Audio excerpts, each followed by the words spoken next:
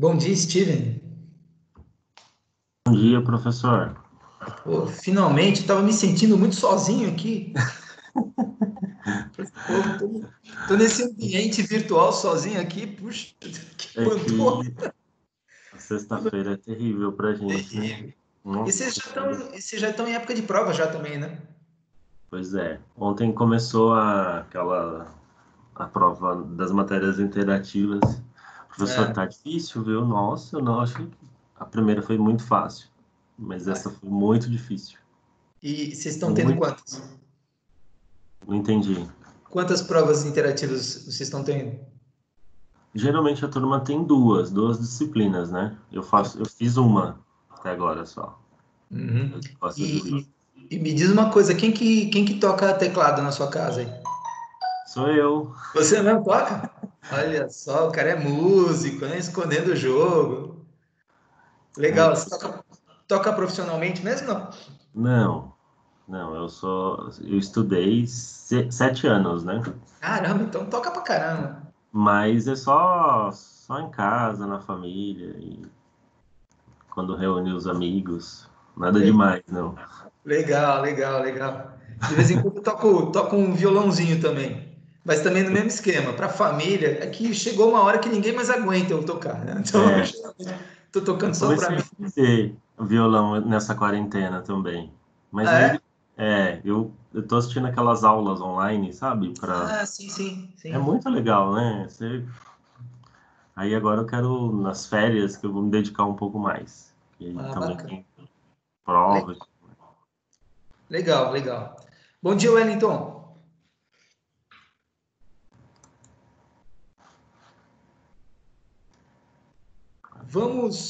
Vamos então começar? Já que a gente está por aqui mesmo, né? Já que Vamos, vocês bom até... dia. Tudo bom, Wellington? Bom dia. Tudo. Já que vocês vieram até aqui, puxa vida, vamos dar, vamos falar sobre o tema da matéria, então, puxa vida.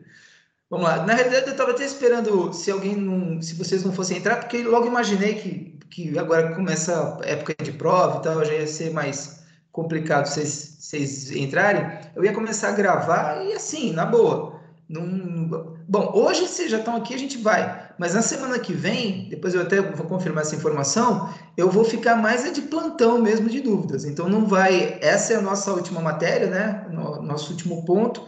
A gente é, teoria geral do processo, a gente tem mais um ponto para dar, mas fundamentos históricos hoje é realmente a última aula. Aí a semana que vem, obviamente, que vocês não precisam entrar em sala de aula, enfim. E eu vou ficar mais de plantão mesmo, tá bom? Depois a gente volta a falar sobre isso. Vamos então falar sobre o nosso tema de hoje. Bora lá. Bom, o encerramento das aulas de hoje elas vão fazer referência ao que a doutrina, de modo geral, fala sobre direito global, né? Direito global. Na realidade, direito global é uma das formas de expressão do direito internacional, né? Não é muito diferente disso, é que o pessoal gosta de inovar. Mas, classicamente, nós chamamos esse tal de direito global de direito internacional, né? Considerando que esse direito global, só para continuar na nomenclatura da faculdade, ele abrange direito internacional público, privado, direitos humanos, né? E também outros direitos que são pactuados em tratados internacionais, convenções, acordos internacionais, como direito de imigração, direito ambiental, né? Direito de consumidor, graças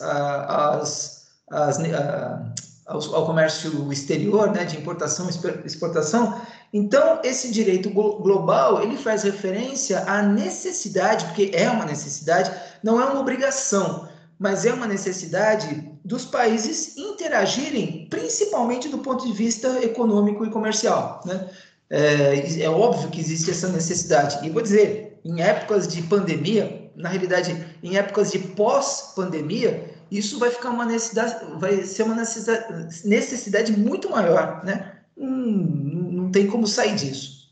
E aí, dentro do aspecto de direito global, o primeiro foco que a gente dá é no chamado direito internacional, né? Direito internacional, portanto, é um ramo do direito público, a gente vai chamar assim, mesmo se ele for direito internacional privado, nós catalogamos, né, classificamos como direito público. E é um ramo do direito, enfim, que regula as relações jurídicas entre estados diversos da comunidade mundial, né? Estados e órgãos supranacionais diversos da comunidade internacional, né? E, na realidade, o direito internacional ele vai se alimentando e se retroalimentando desses institutos que a gente comentou, né? De tratados, que a gente vai ver daqui a pouquinho, tratados, convenções, tratados internacionais, acordos internacionais, mesmo usos e costumes internacionais. Então, são as fontes que vão dando estofo, né? Que vão dando vida e desenvolvimento ao direito internacional.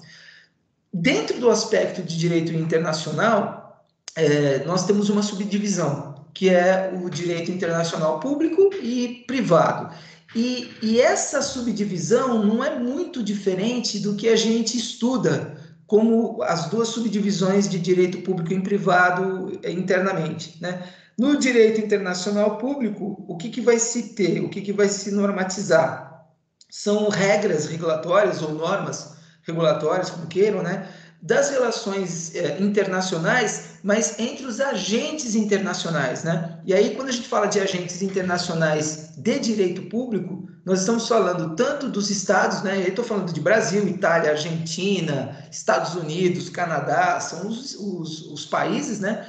Quanto órgãos, organizações internacionais e supranacionais, porque não pertencem a um ou outro país. Então, a gente está falando, por exemplo, de ONU, de OEA, de Mercosul, de FMI, de FIFA, por exemplo, né? Porque ninguém tem dúvida de que a FIFA, a Federação Internacional de Futebol Association, sei lá, é um órgão supranacional, porque em que pese tem a sede, eu acho que é na Suíça, enfim,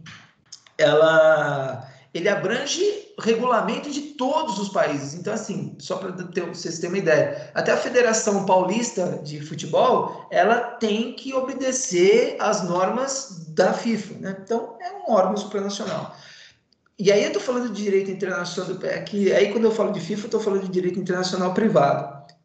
Esqueci que eu estava fazendo já essa subdivisão. Mas aí sim, quando eu estou falando de direito internacional público, eu estou falando de Mercosul, dos países, do FMI, aí sim, com caráter de interesse público nas relações internacionais, né?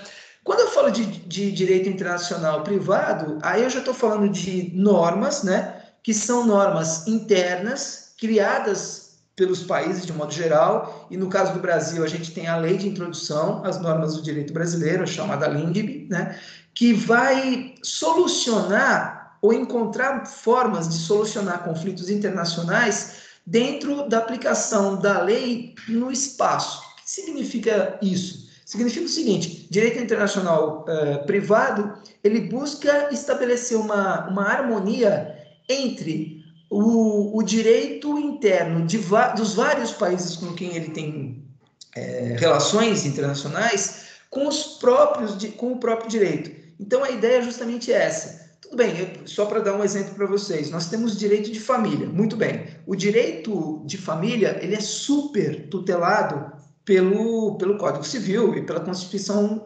Federal, muito bem. Por que é super tutelado? Principalmente porque envolve interesse de menores incapazes, que são geralmente os filhos desses casais e tal. Muito bem.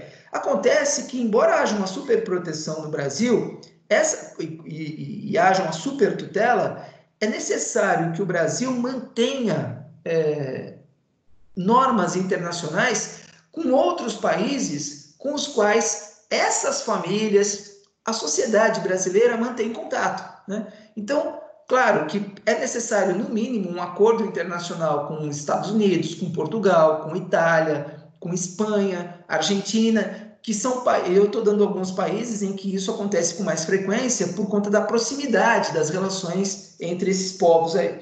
Então, realmente é necessário que a legislação se adapte às legislações internas desses países. E qual que é o maior desafio do direito internacional privado nesse sentido?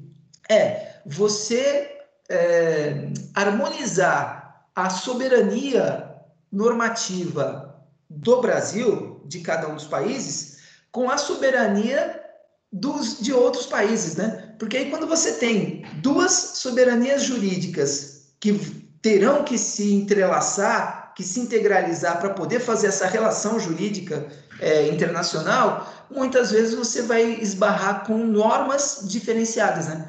Porque na Itália, as normas de direito de família, em muitos pontos, em muitos aspectos, são diferentes dos aspectos do direito brasileiro. Quer dizer, quando há um choque nessas relações internacionais ou nessas normas internacionais, aí é necessário que haja um acordo, né? Portanto, um acordo internacional, que é um instrumento do direito internacional, para tentar, no mínimo, né, minimizar ou pelo menos dirimir esses conflitos. E aí não é nada fácil, porque aí você começa a ter os agentes, principalmente ministros de estados e advogados e procuradores dos estados, fazendo essa interface, né, para que haja a possibilidade de uma harmonia entre os países. Tem um outro lado do direito internacional privado, e que tem a ver com isso que a gente está falando também, que é o quê? Que são normas reguladoras de relações de interesse particular, né? Além de haver um objetivo do direito internacional privado em harmonizar o direito interno com o direito interno de outro país, para que haja essa relação harmoniosa, e isso se dá geralmente através de acordos ou tratados, é também necessário que haja criação de instrumentos, né, que viabilizem a prática de interesses privados entre pessoas físicas, naturais ou jurídicas de vários países, né? Então, por exemplo, tratados sobre a adoção internacional, por exemplo, né? Adoção internacional. Então, vinculado ao direito de família de ambos os países, cada um com as suas regras internas, né? Aí o direito internacional, por meio de um tratado, de uma convenção, de acordo internacional, vai estabelecer regras que possam viabilizar a adoção internacional entre dois países amigos, por exemplo, ou de relações próximas, né? Então, a ideia do direito internacional público e do direito internacional privado, os objetivos, são basicamente os mesmos objetivos do direito público e do direito privado que nós estudamos aqui no direito nacional, né? Só que agora com uma conotação supranacional ou internacional, como queiram, tá? Qualquer dúvida, gente, vocês vão perguntando aí, tá? Bom, tá, agora, vamos lá. Vocês podem me perguntar assim, professor, quando a gente estuda o direito de um modo geral, a gente sabe que um dos fundamentos do direito interno, e eu estou falando de direito civil, trabalhista, penal, direito geral internamente, o princípio fundamental é a soberania jurídica do Estado do ponto de vista interno, né? Então, assim, o Estado, né, ele é uma federação que ele tem o poder, né? O poder não só de administração, mas o poder de criação de leis e de aplicação dessas leis. Então, é o poder estatal que determina, que funda o direito interno.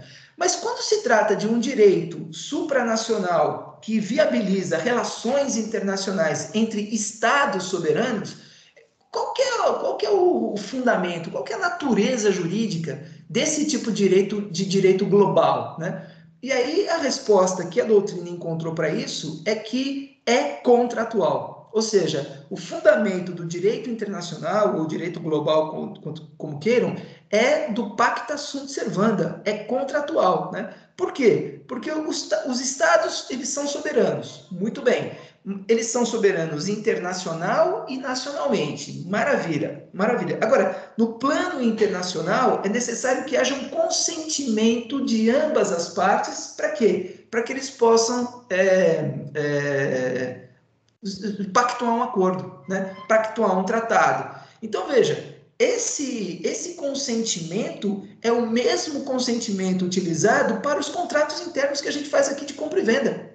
Quer dizer, é um direito consensual, né? É necessário pacta sunt servanda, por quê? Porque o pacto deve ser consentido entre os países, e se não houver esse pacto, não há tratado, não há convenção, não há acordo. Ninguém é obrigado, nenhum Estado é obrigado a ser signatário de qualquer instrumento de direito internacional, né? Eles não são obrigados, por quê? Porque não existe um órgão internacional em que pese até haja tribunais internacionais, etc., mas esses tribunais internacionais, eles não são obrigatórios, né? Não há obrigação de nenhum país de seguir isso. Agora, tem consequências se não seguirem, né? Tem consequências, a gente vai falar daqui um pouquinho. Bom, vamos lá. O princípio do pacta sunt servanda, ele encontra limite no chamado jus cogens, ou direito cogente, né? O que é o direito cogente? São normas de direito internacional, normas obrigatórias de modo geral, mas dentro do direito global de natureza internacional, que não podem ser excluídas pela vontade das partes. Opa, então peraí, professor, tem um negócio aí. Você acabou de dizer que os países, eles não são obrigados a ser signatários de tratados internacionais. Agora, você tá dizendo que o princípio do pacta sunt servanda encontra limite no chamado direito cogente, que é os países podem fazer os tratados que quiserem, mas eles são obrigados a observar normas de direito internacional. Aí o exemplo, Declaração Universal dos Direitos Humanos, da ONU de 1948, famoso Declaração Universal dos Direitos Humanos. Sim, é verdade. Então, aí é que a gente tem aquela questão da não obrigação de ser signatário. Porque é o seguinte, a gente não pode esquecer que os países vivem numa comunidade internacional. Nós não podemos esquecer que, seja um país pobre, seja um país em desenvolvimento, como é a eterna inspiração do Brasil. O Brasil sempre é um país em desenvolvimento e sempre será, né? Para não dizer que é pobre, então eles chamam de país em desenvolvimento. E nós temos os países desenvolvidos. Então, essa tríade, essa forma de dividir os países no mundo, ela sempre existiu. Desde que eu estudava o SPB, né, no colégio, eu sei que é assim que funciona e funciona até hoje, né? Muito bem. Acontece que, sendo pobre ou sendo rico, os países eles necessitam de estar presentes na comunidade internacional. Por vários motivos. Por quê? A sociedade precisa interagir, a economia precisa interagir, o comércio precisa interagir, as relações como que é? Aí quando eu falo comércio, eu já estou abrangendo muita coisa, né? Tanto compra e venda de materiais, de máscaras contra a Covid, até, como que é? Até hotelaria, né? Como se fala? Lazer de viagens internacionais, esqueci o nome disso aí. Muito bem. Então, é necessário que haja esse tipo de interação. Agora, para poder haver esse tipo de interação, é necessário que todos os países convirjam para alguns fatores fundamentais. É aí que surge a Organização das Nações Unidas. Por quê? Porque ela acabou sendo um vetor, acabou sendo um vértice, né, de congruência de todos os países para que, e aí que chega o negócio, se eles querendo participar dessa comunidade internacional que interage econômica e socialmente, que eles sejam signatários desses dessas convenções e tratados internacionais, e eles só serão admitidos como partícipes dessa comunidade internacional vinculada pela Organização das Nações Unidas, por exemplo, se eles atenderem ipsis literis o que a Declaração Universal dos Direitos Humanos fala. Então, veja, os países eles não são obrigados a ser signatários. No entanto, se eles não forem signatários, eles estarão excluídos dessas relações. E os países, e nenhum país tem interesse nisso. Nenhum país tem interesse de estar excluído da ONU, por quê? Porque eles terão restrições enormes do ponto de vista principalmente econômico e comercial. Então, só para dar alguns exemplos, e eu vou dar 2 exemplos que eu tenho, talvez não devesse dar, porque eu não tenho absoluta certeza disso que eu vou falar, mas é só para dar como exemplo de como isso pode acontecer. Imaginem o Iraque, né? O Iraque com aqueles crimes contra a dignidade humana e morte dos inimigos do Saddam Hussein. Veja, a situação interna política de guerra civil no Iraque se tornou tamanha, com desmandos do Saddam Hussein, etc., da equipe dele, que a ONU resolveu retirar o Iraque da comunidade internacional, ou seja, desvinculou da ONU. Então, enquanto não houvesse respeito aos direitos humanos no Iraque, o Iraque ficou extirpado, ele ficou alijado da ONU. Ou seja, ninguém mais mantinha relações comerciais com eles, não havia mais pactos de extradição, não havia mais pacto de comércio internacional com o Iraque. Ou seja, o Iraque, que é aquele país que só tem petróleo, acabou ficando totalmente isolado, de castigo da comunidade internacional. Ou seja, ou ele parava de cometer aquelas atrocidades, ou então ele ficaria penando naquele ostracismo internacional que ele ficou. Agora, eu não sei se está mais, não sei como é que é a situação atual, mas ele ficou alijado dessa situação. Um outro exemplo que eu ia dar para vocês é da Coreia do Norte, né? A Coreia do Norte, com aquele ditador, etc. Eu não sei como é que é a relação deles, da Coreia do Norte, com os outros países. Mas, assim, muitíssimo pouco se sabe sobre a Coreia do Norte, né?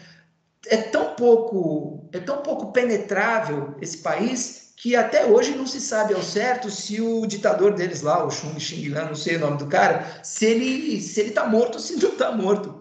Não se sabe por quê? Porque eles têm um jornal, uma televisão, é estatal sob o domínio da ditadura. Pronto, acabou. Então lá a gente só fica sabendo o que eles querem que a gente fique sabendo, né?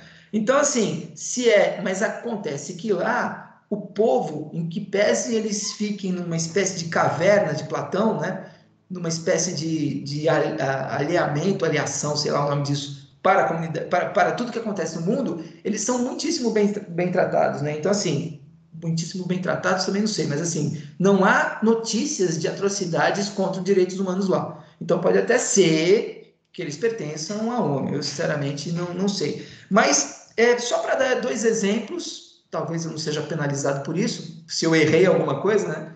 Até porque o Xing Lung lá, ele não está aqui para me matar, mas seriam 2 exemplos de como é importante o direito internacional. Porque, de 2 uma, ou você faz parte das relações internacionais observando questões de direitos humanos e observando questões referentes à comunidade, às normas supranacionais da comunidade internacional, ou você não comercializa com nenhum país e vai morrer de fome. Se você não for autossuficiente, o país vai morrer de fome, tá? Muito bem. Agora, muito bem, temos aqui o direito internacional. Quais são os agentes que fazem essa interligação? Quais são os agentes que interagem nas relações de direito internacional? Bom, a gente vai ter, no direito internacional privado, nós teremos sujeitos e agentes, né? Sujeitos ou agentes privados. E aí, quem seriam esses caras? Então, por exemplo, empresas transnacionais, né? Coca-Cola, Ambev, por exemplo, Google, Facebook. Então, assim, são empresas que elas extrapolam os limites lá dos seus países de origem, claro. A ponto, por exemplo, de que a Coca-Cola, em relação às normas de direito internacional, a Coca-Cola ela é transnacional. Por quê? Porque, só para vocês terem uma ideia, se vocês pegarem o nome empresarial da Coca-Cola no Brasil, você vai lá, vai estar lá escrito Coca-Cola, como que é? Coca-Cola do Brasil S.A. Limitada, agora eu não sei como que é a formação dessa empresa, mas é Coca-Cola do Brasil. Ou seja, existe um pacto internacional de que quando esses agentes transnacionais eles aportem nos países que são signatários dessas convenções internacionais de comércio, que eles sejam obrigados a se nacionalizar. Para que se nacionalizar? Para quê? Porque para que aquele braço dessa empresa transnacional respeite ipsis literis as normas de direito interno daquele país em que ele aportou, né? Então é necessário isso. Então, empresas transnacionais, pessoas naturais de um modo geral, então a gente falou de pessoas que queiram fazer, como que adoção internacional, ou mesmo pessoas que morem no Brasil e que tenham bens ou negócios privados fora do Brasil, né? Então, até recentemente eu fiz um inventário de uma pessoa que morava no Brasil, que morava em São Paulo, bens em São Paulo, e tinha muitos bens na Itália e Portugal. Itália e Portugal. Então, aí eu já tive que abrir os braços, né? Quer dizer, atuar, estudar e atuar em direito internacional para ver como é que eram os acordos internacionais em matéria de direito sucessório entre Brasil e Portugal e entre Brasil e Itália, né? Foi muito enriquecedor para mim esse inventário, né? Então, isso a gente está falando de sujeitos que atuam no direito internacional privado. Quando a gente estiver falando de direito internacional público, aí a gente já não está falando de interesse particular, a gente está falando de interesse público. Então, aí quem vai interagir? Estados, Itália, Portugal, Espanha, Brasil, Estados Unidos, e as organizações supranacionais, né? Organização das Nações Unidas, ONU, Organização dos Estados Americanos, OEA, Mercosul, né? FMI. Então, aí a gente tem entes supranacionais que fazem essa interação entre os diversos interesses dos países da comunidade internacional. Tá bom? Muito bem. Agora, tem algumas teorias que buscam explicar, que tentam explicar essa relação entre direito internacional e o direito interno. Considerando o direito interno, esse nosso direito que tem os limites, né, do país para atuar, né? Eles não são direitos que têm valor fora do país. Mas parte desse direito, ou um viés desse direito interno, ele vai abranger também interesses que extrapolam os limites territoriais do país, né? Por conta disso, os doutrinadores eles acabaram tentando analisar o que é que faz com que o direito internacional tenha essa validade supranacional, né? Quer dizer, o que faz que parte do direito brasileiro tenha vigência no direito dos Estados Unidos, por exemplo? O que faz isso? Bom, a primeira explicação é o Pacta Sunt Servanda como fundamento, né? Então, é o contrato, é a natureza contratual dos tratados e convenções internacionais que viabilizam isso. No entanto, a partir do momento que há essa viabilização, a partir do momento em que o tratado é assinado, né, pelos países signatários, eles passam a valer de uma forma abrangente, ou seja, os países eles não podem deixar de observar esses tratados. E, ainda que o seu direito interno eles se modifiquem a fim de se chocar com esses tratados, de duas uma. Ou esse país convence os outros países a modificar o tratado para que ele próprio não fique em conflito, ou então ele se adapte ao tratado, o que geralmente é o que acontece. O próprio país que por um ou por outro motivo acabou ficando em conflito com esse tratado, ele acaba tendo que se adaptar. Muito bem. E aí surgem 3 teorias, né? 3 teorias que buscam explicar essa relação entre direito internacional e direito interno. A primeira teoria, chamada dualista, ela vai dizer o seguinte, ó, não existe nenhuma possibilidade de conflito entre as normas internas, nacionais, e as normas internacionais pactuadas por esse país, né? Por quê? Porque essas normas internacionais, elas devem ser incorporadas pelo direito interno. E aí, o que acontece? Há uma total independência entre esses sistemas e internamente existe uma simbiose. Ou seja,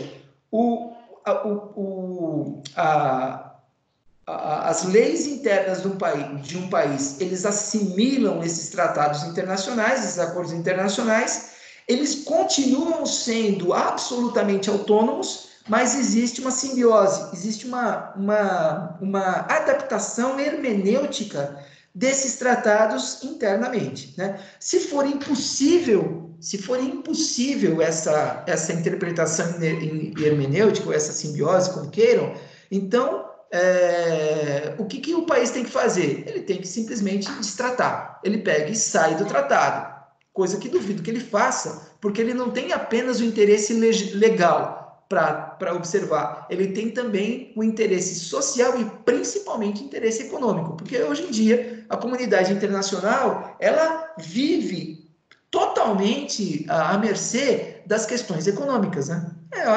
Essa que é a grande verdade, né? Muito bem.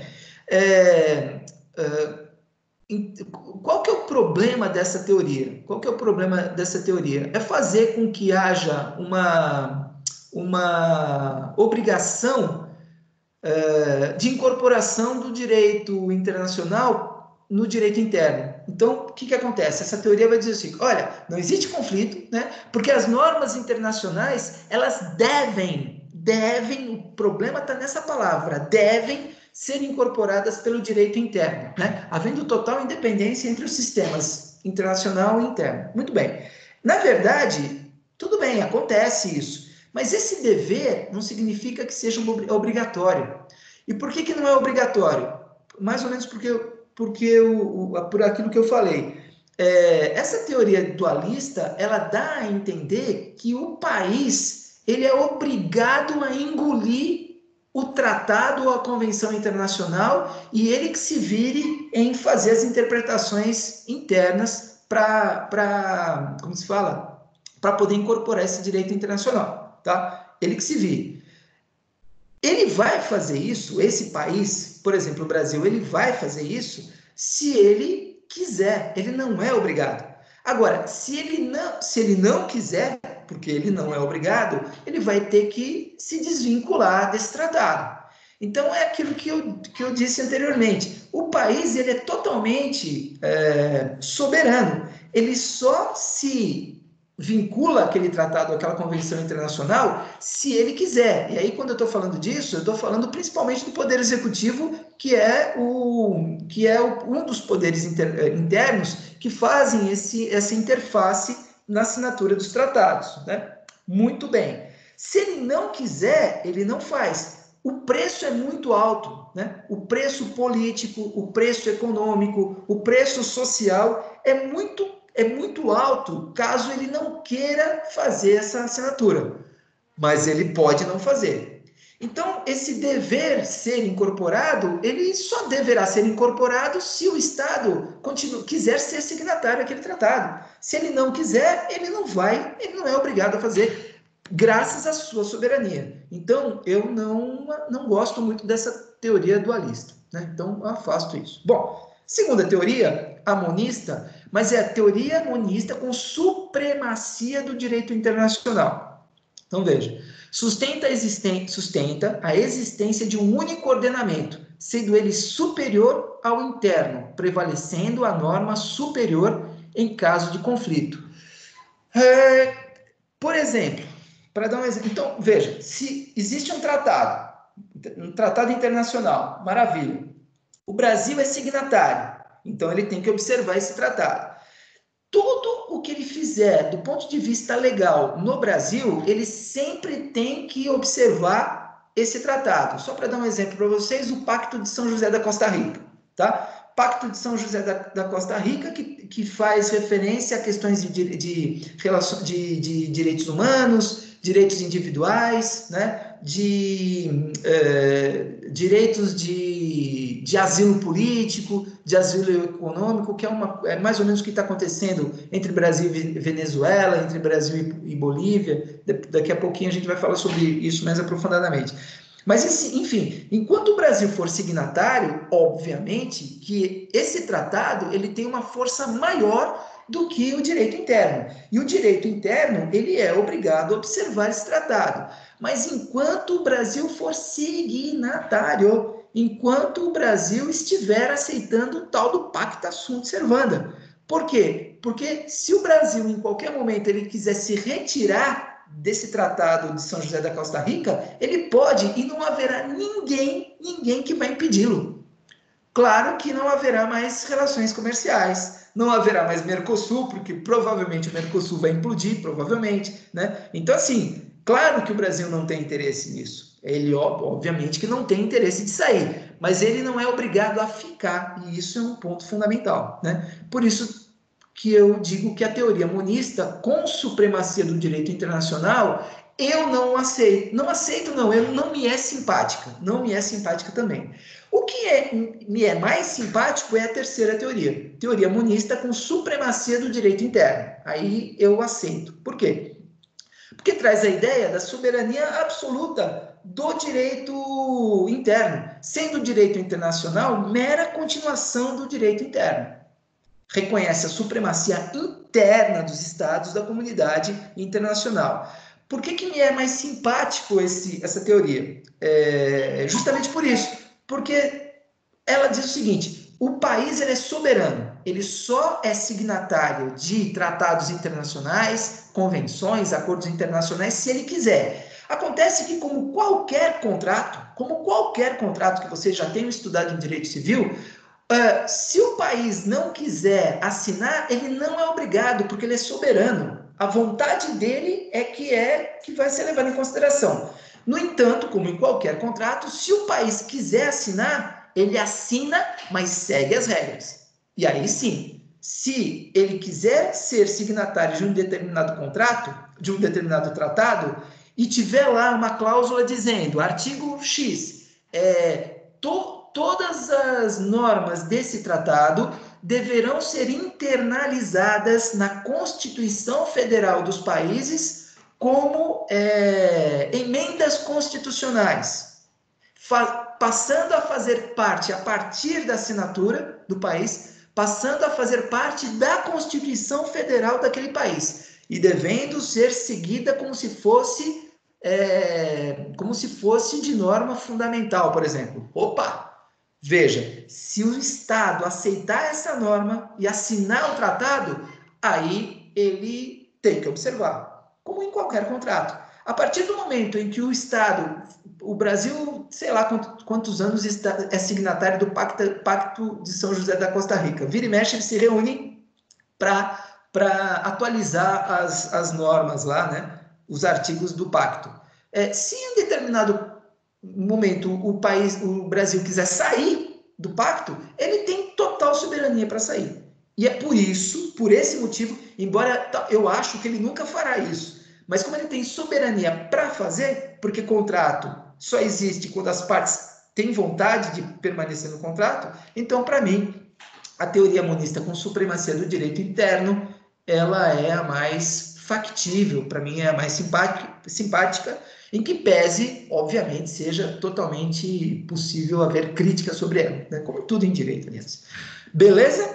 Muito bem, a gente está falando de tratado, de convenção, olha alguns exemplos, alguns elementos referentes a esses tratados e convenções. Olha só, tratado. O que é um tratado? Tratado é um acordo formal, assinado, por escrito, né? Concluído entre sujeitos de direito internacional público, né? E aí a gente está falando de estados, organismos internacionais como União Europeia, Organização Internacional do Trabalho, etc., né? E outras coletividades e tal. Destinado a produzir efeitos jurídicos na órbita internacional. E é um ato jurídico complexo que envolve pelo menos duas vontades. Então, não há muita diferença, não há muita ontológica, né, do ponto de vista formal, do ponto de vista de natureza jurídica, não há muita diferença entre tratado, convenção e acordo, tá? Geralmente, em acordo internacional, geralmente o que diferencia é o objeto, né, e o número de participantes. Geralmente o que acontece é isso. Então, o tratado, o tratado pode ser perfeitamente assinado por dois estados, né? Perfeitamente, então, claro, né? Porque tratado, se é contrato, tem que ter pelo menos dois, né? Mas assim, eu posso ter mais. Então, pode haver um tratado entre alguns países internacionais. Então, por exemplo, Brasil, Estados Unidos, Itália e Espanha fazem um tratado de livre comércio. Não precisa ir muito longe. Mercosul, exemplo aqui, né? Então, o Mercosul tem países, eu não me lembro agora qual, mas alguns países do Mercosul, eles não aderiram ao Mercosul, né? Alguns países da América do Sul não aderiram ao Mercosul. Agora, os que aderiram o fizeram por forma de tratado, assinaram Mercosul, estabilizado não, porque nunca vai estar, mas formalizado, né? E em desenvolvimento. Então, é um tratado de natureza econômica e de comercial, de várias naturezas, mas principalmente econômica e internacional, feito por dois ou mais países, nesse caso, mais países, né? E aí, esses tratados, inclusive, podem ser pactuados, incluídos, por exemplo, pela Santa Sé, não pela Igreja Católica, tá? Mas pelo Estado da Santa Sé, porque o Vaticano é um único exemplo na história do mundo aqui, que é o único país dentro de um país, né? O Estado, a Santa Sé tem soberania, o Vaticano tem soberania de Estado, ele é considerado para o mundo, para a comunidade internacional como um Estado soberano, mas ele está encravado na Itália, né? E é o menor país do mundo, né? E tem como seu chefe, que é o chefe da Igreja Católica também, o Papa. Beleza. Então, a própria Santa Sé pode ter acordos internacionais, tratados internacionais com outros países sem nenhum problema, tá? E aí, Fundo Monetário Internacional, FMI, Organização Internacional do Trabalho, são organismos supranacionais que tentam minimizar o impacto desses tipos de situações econômicas, trabalhistas e tal, nos diversos países, justamente por quê? Porque esses diversos países têm diversas legislações, né? E aí o que faz a OIT, por exemplo, a Organização Internacional do Trabalho? Ele tenta estabelecer condições mínimas de trabalho entre os países, mínimos. Aí vários países vão lá e assinam. Muito bem. Alguns países que, por exemplo, explorem trabalho infantil, explorem trabalho escravo, etc., justamente por essas situações, eles acabam não sendo signatários de tratados da Organização Internacional do Trabalho. Por conta dessas situações de trabalho infantil escravo, e por fato por isso eles não terem assinado esses tratados, eles acabam sofrendo restrições econômicas, muitas vezes duríssimas, de todos os países que integram a organização. E por que eles fazem isso? Justamente para forçar esses países a tratarem mais condignamente os seus trabalhadores, os seus empregados, né? E estabelecerem legislações condignas para essa situação, né? Muito bem. Convenção. A convenção ela já é mais abrangente, né? Então aí, nas convenções, você tem um tratado, porque tem natureza de tratado contratual, só que é multilateral. Você tem uma quantidade enorme, 100 países, 120 países, 50 países. Então, assim, a abrangência da convenção internacional, ela é muito maior. Então, aí, alguns exemplos clássicos, por exemplo, a Convenção de Viena sobre Tratados. Veja que, num determinado momento, vários representantes de vários países foram até Viena para assinarem uma convenção que regularia a forma de se estabelecer os tratados entre os países signatários. Outra convenção, Convenção de Viena sobre relações diplomáticas, né? Então, só para dar um exemplo, quando acontece alguma situação grave de relação internacional entre os países, só para dar um exemplo. Aí, ou seja, para um país já não chegar chegando e bombardear o outro e tal, o primeiro sinal da insatisfação de um país é de tirar o embaixador ou o diplomata daquele país que começou a ter um conflito. Então, não é à toa que de vez em quando vocês ouvem por aí que as relações econômicas, as relações internacionais entre dois países estão estremecidas, né? Estados Unidos e Coreia do Norte, por causa daqueles foguetes lá, estão estremecidas e tal. Aí o que faz, por exemplo, os Estados Unidos? Vai lá e manda que o embaixador deixe o país. Quando há a notícia para o chefe do poder executivo daquele país de que o embaixador deixou o país e voltou para o seu país de origem, esse presidente, esse ditador, sei lá, esse chefe do executivo já foi, entre aspas, informado de que o país do outro país não está muito satisfeito com o que está acontecendo. De duas uma, ou ele fecha os olhos e aí estremece totalmente as relações, ou então ele chama o embaixador ou ele próprio vai até o país para tentar minimizar a situação. Então, são situações, são avisos, né? São sinais que são dados e previstos nessas convenções, como se fossem, sei lá, aqueles sinais entre os maçons, né? Sempre tem um sinal, o maçom dá um determinado sinal, você sabe que o cara é maçom. É mais ou menos esse o sinal que é feito aí entre os países signatários de determinadas convenções vinculadas ao Tratado de Viena, tá? Que mais? Convenções da Organização Internacional do Trabalho, etc. Tá? Muito bem. Acordo internacional.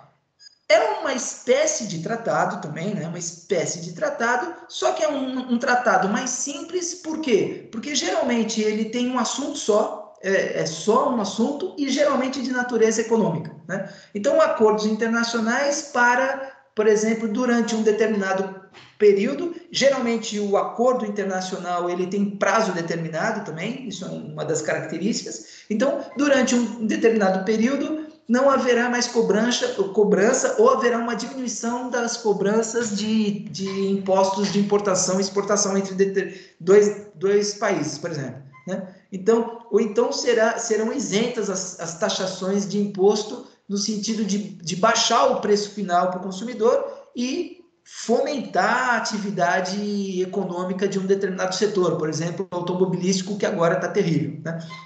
Então, muito provavelmente poderá acontecer de que o Brasil e a Argentina, Brasil, um outro país, etc., pactuem uma diminuição ou a suspensão da cobrança de impostos de importação para viabilizar que partes de automóveis que estão sendo fabricados no Brasil venham do exterior com taxação mínima. Para quê? Para que o valor final do carro fique mais baixo e aqueça o mercado no Brasil, que é o pior dos últimos 50 anos. Só para dar um exemplo para vocês.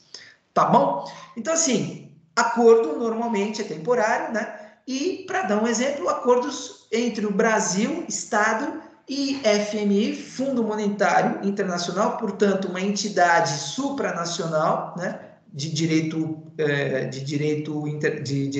privado, inclusive, pedindo empréstimo de direito. Então, é um exemplo de acordo internacional. Tá bom? Vamos lá. Tudo bem. Superada essa questão do direito internacional público e privado, tem um outro viés do direito global, que é que são os direitos humanos. Veja que esses direitos humanos, não estou dizendo que, bom, acabamos de falar sobre direito internacional, não existe mais nada para falar de direito internacional, vamos falar de direitos humanos, porque não tem nada a ver direitos humanos com direito internacional. Não, não é isso, não é isso. Óbvio, você vê que quantas vezes eu falei de direitos humanos lá, quando eu estava falando de direito internacional. Aliás, os direitos humanos um vetor da maioria dos tratados e convenções internacionais existentes no mundo, né? Quer dizer, o respeito à dignidade da pessoa humana não é uma criação da Constituição Federal nem a pau, né? Não é mesmo. Até porque isso aconteceu só em 88 e a primeira vez em que se fala de forma internacional de se proteger a dignidade humana é de 1945. Olha só, a Carta da ONU de 1945, que acaba impondo um dever de proteção dos direitos humanos e das liberdades fundamentais, é de 1945. A Constituição brasileira, que fala de direitos humanos, que traz o artigo 5º, que é um dos mais importantes artigos de todas as constituições do mundo, não tenha dúvida sobre isso. Ela só vai ser aflorada em 1988. Olha o tempo que demorou para uma Constituição brasileira dizer que a dignidade humana era um fundamento inescapável do Estado. Olha o tempo que demorou. Então, veja, direitos humanos, ele aparece como uma norma escrita efetivamente, e de abrangência internacional em 1945. E tudo porque, isso a gente já comentou em outras aulas, mas vale a pena dizer, por conta das atrocidades do nazismo havidas lá na Segunda Guerra Mundial. De repente, a comunidade internacional percebeu o seguinte, que matar pessoas, de repente, pode ser legal. Opa, claro que eu não estou falando legal de ser bacana, putz, mó barato. Não, não é isso. Estou falando legal porque está na lei. Ou seja, é possível que, de repente, um determinado país estabeleça na sua Constituição que, se houver homossexuais, se houver pessoas de uma determinada religião, se houver pessoas de um determinado segmento, de uma determinada origem étnica, essas pessoas poderão ser presas a qualquer momento e levadas para a morte. Se houver uma Constituição que diga isso, ela é legal. Essa norma, ela é legal, porque foi estabelecida pelo ordenamento interno de um determinado país. Agora, é legal? Sim. Mas ela é jurídica? Obviamente que não. Veja como é diferente a questão de ser jurídica e ser legal. Ela é legal porque é prevista em lei. Está prevista lá na lei, portanto é legal. Agora, se essa lei, ela é... E outra coisa, pode ser até uma lei constitucional, porque, veja, se é uma lei que prevê a morte disso, nessas condições, esteja prevista numa Constituição de um determinado país qualquer, sei lá, do Oriente Médio, para deixar bem longe da gente, isso é constitucional. A questão é, será que é jurídico também? Pois é, aí já é um outro problema. Já é um problema. E é uma discussão muito interessante isso, embora seja aterrorizante. Mas é interessante. Por quê? Porque, veja, claro que essa Constituição, ela jamais poderia ser aceita pela ONU. Jamais poderia ser aceita. Mas, se o país não for signatário da ONU, o que poderá acontecer com esse país? Vamos guerrear. Aí tem as guerras, aí tem os embargos econômicos, aí existem formas dos países da comunidade internacional alijar esse país de toda interação internacional. Só que aí isso também esbarra em outro problema, que aí se você pega e alija um país desse, da comunidade internacional, com embargos econômicos, embargos comerciais, embargos de toda a natureza, não entra mais comida, não entra mais ninguém, ele fica fechado. Na realidade, quem os países estão penalizando é a sociedade desse país, né? É o povo desse país. É por isso que muitas vezes, não vou entrar no mérito se é certo ou se é errado, muitas vezes alguns dos países, leia-se Estados Unidos, na maioria das vezes, ele pega e vai lá e vai desintocar aquele ditador, vai desintocar o cara de lá e vai levar para um julgamento justo pela Corte Internacional de Justiça, sei lá. O que aconteceu com o Saddam Hussein, né? O Saddam Hussein foi isso. Como é que é? Está acontecendo isso no Iraque? Está acontecendo isso. Deixa comigo, os Estados Unidos dizendo, né? Deixa comigo que a gente vai resolver. Fizeram isso com Saddam Hussein, fizeram isso com Osama Bin Laden, ou seja, já que não dá para ser na conversa, então vai na porrada, e é o que geralmente acontece, né? Muito bem. Declaração Universal dos Direitos Humanos, ela acaba aparecendo 3 anos depois da Carta da ONU com o mesmo teor, né? Só que aí bem mais lapidado e com uma abrangência maior, por quê? Porque muito mais países signatários acabaram convergindo para essa declaração. E aí, proteção do homem no plano individual, garantia dos direitos e liberdades fundamentais, é uma superelaboração daquela Carta da ONU que já tinha sido promulgada em 1945, né? E mais internamente, mais setorialmente, considerando a América, né, as Américas, nós temos a Convenção Americana de Direitos Humanos do Pacto de São José, que acabou sendo conhecido como Pacto de São José da Costa Rica de 1978, que acabou merecendo até uma música do Milton Nascimento, etc., né? Chamada Coração Civil. Então, o que vem a ser essa Convenção Americana dos Direitos Humanos? Foi uma forma de... Não sei se havia necessidade disso, mas foi uma forma de setorizar a Declaração Universal dos Direitos Humanos.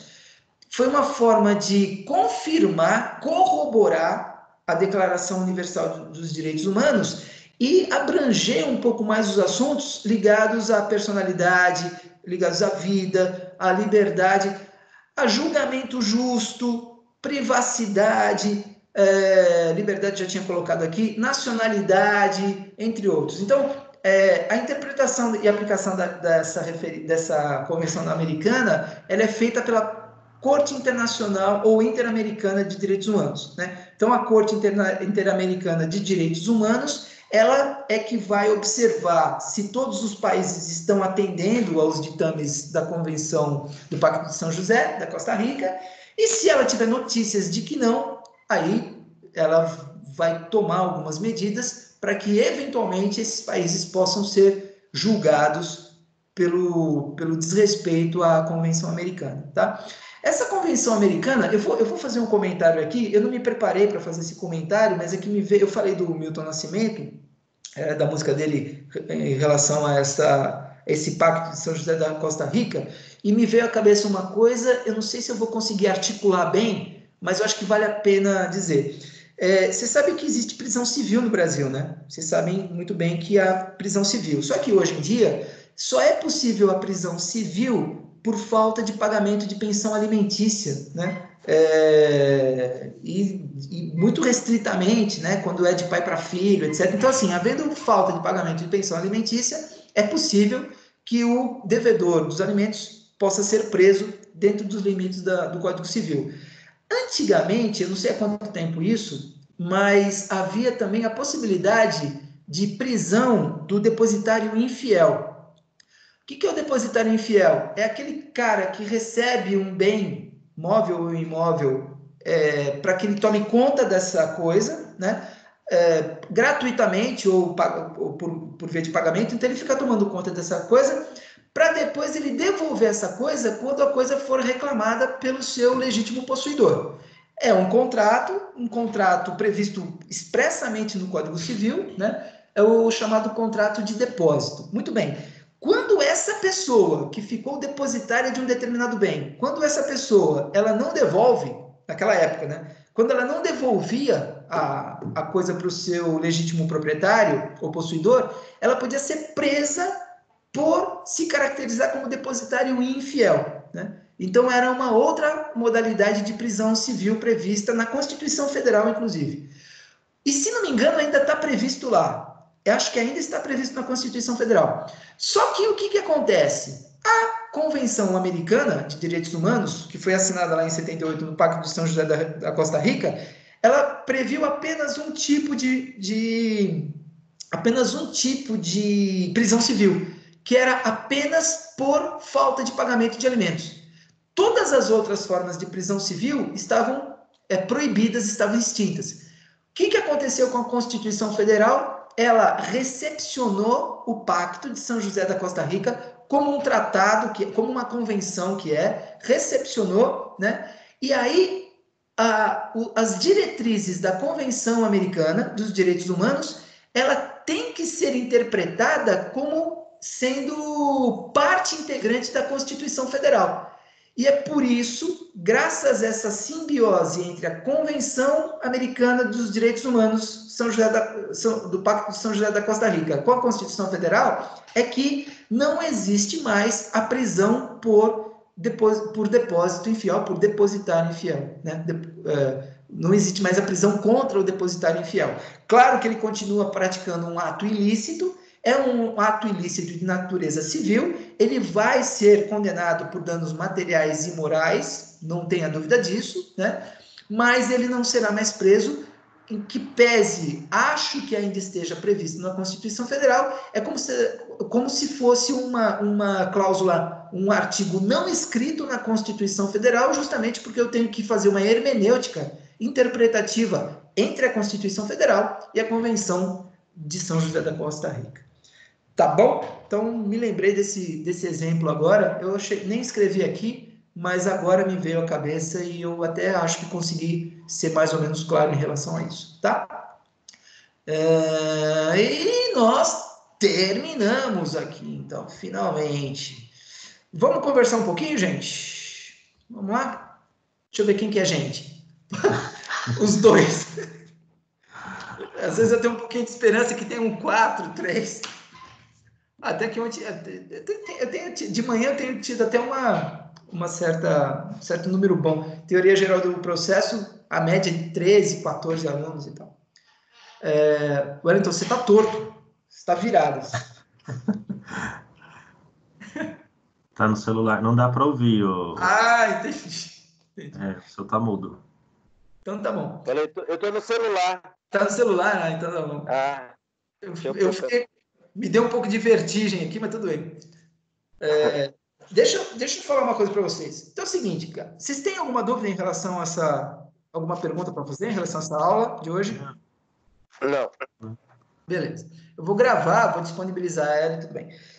Seguinte, como nós terminamos então o nosso material de fundamentos históricos de direito, né? O Wellington, sei que tanto o Steven quanto o Wellington também estão em teoria geral do processo comigo, né? Sim.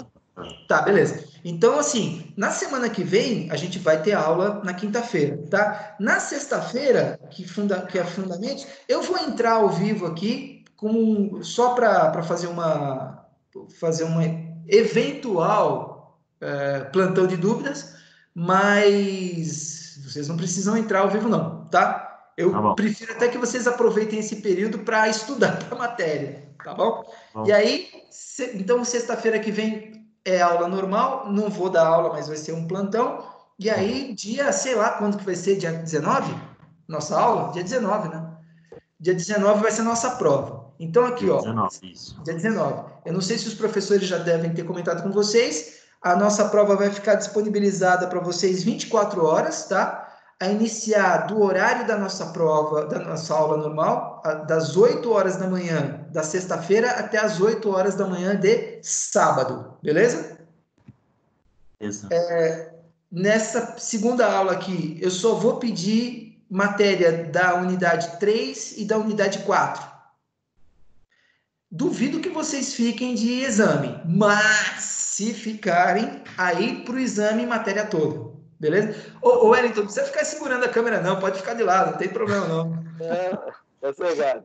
Não precisa precisar de equilibrista, não. Para a gente ver bem o rosto dele, né, professor, de perto, né? Tá colocando... Eu até tirei um print para fazer uma figurinha depois. Tá vendo? É melhor apagar aí. É melhor você apagar isso aí. Outra coisa, faltou. Tá sem pente em casa? O que é? Sem pente, ó, o Steven. Ah, o cabelo, né? Ah, Eu joguei a touca. no começo dessas aulas dessas videoaulas aqui, eu pegava, colocava uma roupinha bonitinha, cabelinho com gel e tal. Ah, bicho, agora que se Não dane. tem condições, professor. Se for ver se arrumando para fazer Meu Deus, videoaula, chamado, ainda bem. É que a minha imagem para vocês aí fica grande, né? e, Fica grande. é, Putz, eu não sabia. Eu achava que continuasse pequenininha desse jeito aqui. não, Vou fica pedir pra minha. praticamente a tela toda. Meu Deus. Então vamos terminar? Tá bom, né? Falou então, pessoal. Então, ou até a semana que vem, se vocês entrarem, então, até a prova. Deixa eu ver se tem mais algum comentário para fazer da prova aqui. Dia 19, unidade 3 e 4. O link vai ficar aberto só por 24 horas, da sexta-feira até o sábado. A prova vale 4.000 pontos, tá? Cada questão vale 400 pontos. É isso. Acho que é isso só. Beleza? Certo. Beleza. Professor, obrigado pela paciência desse Obrigado a semestre. vocês, cara. Obrigado a Foi vocês. ótimo. Eu, particularmente, como aluno, acho que o professor é uma pessoa muito inteligente, que passa as coisas muito fácil para a gente. É bem gostoso assistir aula com você. Até Ô, os Steven. vídeos e tudo mais, eu acho bem Ô, que, assim, Steven. é algo bem Obrigado. Essa que matéria a tem gente não 4.000 precisa pontos, estudar tanto. sossegado. Como é que é, Wellington? Essa matéria tem 4.000 pontos, você vai passar fácil. Não precisa. Tem Deixa- outras disciplinas que são mais difíceis, mas realmente aí eu acho que também vai um pouco da didática do professor. Então, eu agradeço, somente. Olha, vou dizer, eu que tenho muito que agradecer, cara, porque, assim, é legal quando a gente tem alunos que são como você, como o Wellington, que são participativos, como a Amanda, que vira e mexe está mandando o e-mail porque é representante de vocês.